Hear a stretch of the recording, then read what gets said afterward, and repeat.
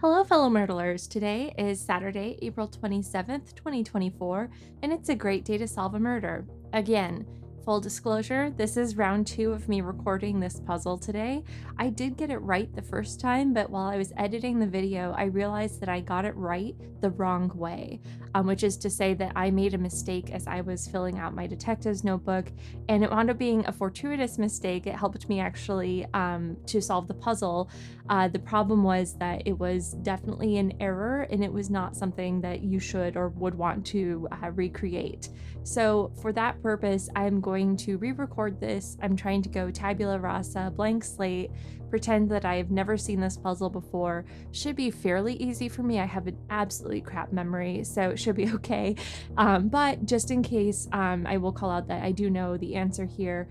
But I will try to go through and solve as I normally would, and we will work through today's impossible puzzle together. And I hope as we get closer and closer to April 30th, I've got my Myrtle Volume 3 on pre-order and I cannot wait to see it.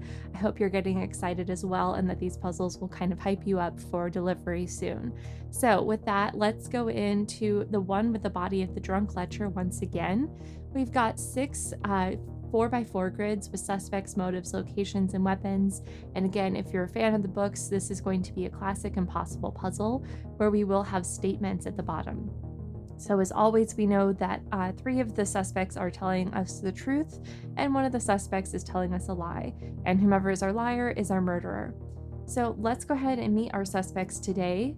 We have Bishop Azure, Silverton the Legend, Dr. Crimson, and Judge Pine. Our weapons today are a fake sword, a ghost detector, not a ghost projector, a ghost detector, a saw, and a cheap bottle of liquor.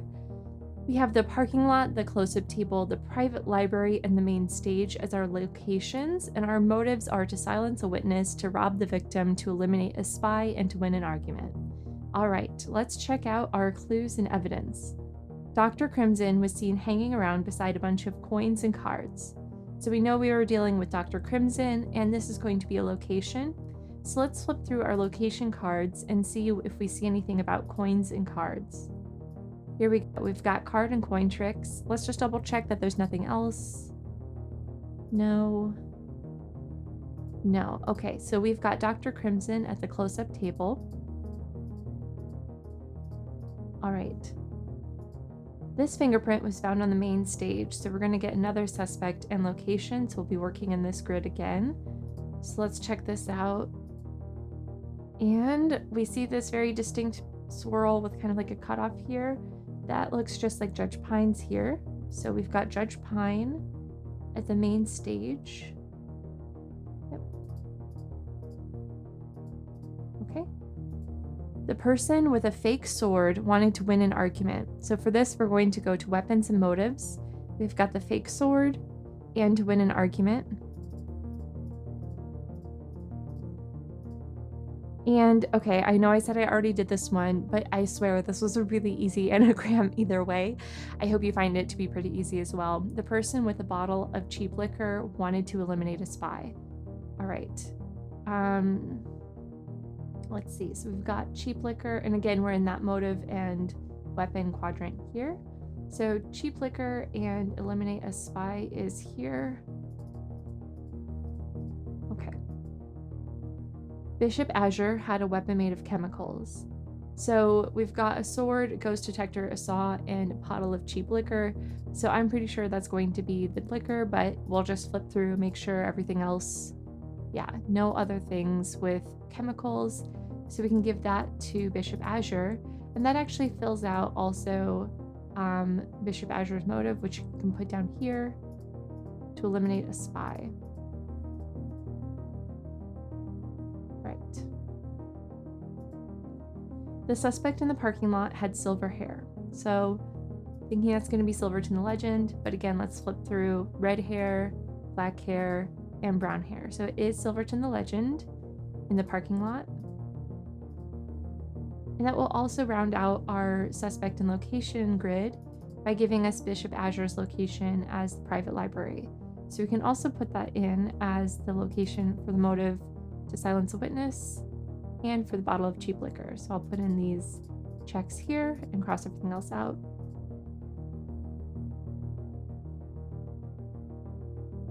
Silverton the Legend did not want to rob the victim.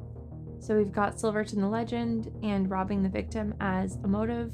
So we're going to put an X here. We can also say that that was not the motive for that location. So the parking lot, the motive was not to rob the victim, because we know that Silverton the Legend was in the parking lot. And that's all we have so far. Okay, the suspect with a saw also had green eyes. So let's flip through. We've got brown eyes, blue eyes, green eyes, and brown eyes. So that gives Dr. Crimson the saw.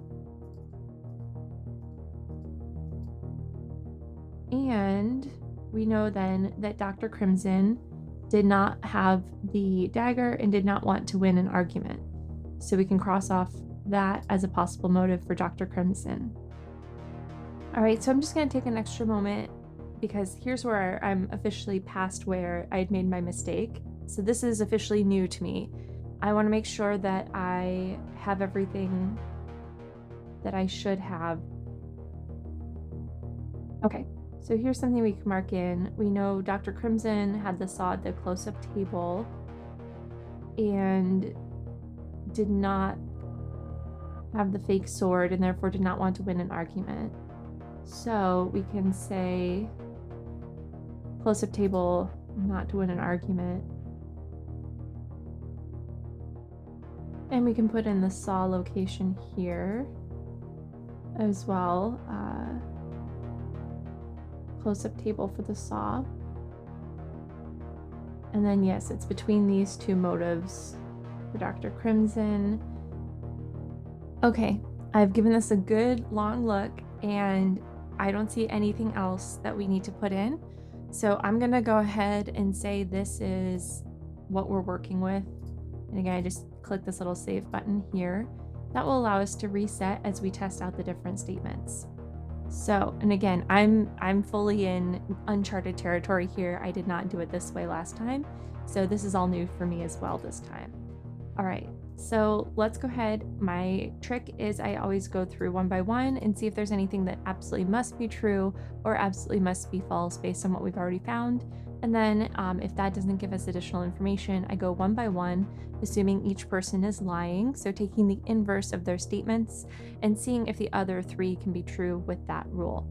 So let's try this then. Let's go ahead and see if anything must be true or must be false. So Dr. Crimson was not in the parking lot. We know this must be true because we already have Dr. Crimson's location at the close-up table. So that is true. So Silverton the Legend is not our liar. Let's see, Judge Pine brought a ghost detector. That certainly could be true. We have that as one of the two remaining possible weapons for Judge Pine. So Dr. Crimson's statement could be true. Judge Pine is saying that a saw was at the close-up table, so that also must be true. Oh, well, hey, look at that. Well, you know, all right, here we go. So this is why I do this. This is why I go and see if anything must be true or must be false anyway. Bishop Azure is saying they were not in the parking lot. That must be true. So the only one that could have been the possible lie was Dr. Crimson. So there's our solve. We've got Dr. Crimson. So Judge Pine then did not bring a ghost detector. And Judge Pine instead brought the fake sword, which gives Silverton the Legend the ghost detector. And the motive for Silverton the Legend is not to rob the victim. So it must have been to silence the witness, giving Dr. Crimson the motive to rob the victim. So there is our solve. I will go ahead and put this in real quickly. So we've got Dr. Crimson with a saw at the close-up table to rob the victim. So yes, that looks good. Just to kind of go over how we got there again, just from what we had before. We had Dr. Crimson was not in the parking lot. We already knew that was true because we had found that Dr. Crimson had to be at the close-up table. So we knew this had to be the truth. This one we weren't able to determine based on what we already had. So that was kind of like our could be true, could be false. This one, a saw was at the close-up table. We had already assigned a saw to Dr. Crimson at the close-up table, so we knew that that was, the weapon there, so we knew that this also had to be true. And then Bishop Azure's location was the private library, so saying that Bishop Azure was not in the parking lot also had to be true. So all of these we knew were true already based on what we already had, and this was the only one on which we were even remotely iffy. So that was the only one that could have possibly been a lie given what we had already found in the puzzle. So again, we have Dr. Crimson with a saw at the close-up table to rob the victim. Before I check and see if we were right, although I think we're right, I'm gonna go ahead and fill out my grid. Okay, we've got our grid or our detective's notebook all filled out, and we have Dr. Crimson with a saw at the close-up table to rob the victim. Let's go ahead and see if we were right. All right, we were right. Thanks so much for playing along with me today. I hope this was a helpful walkthrough, and we'll see you tomorrow.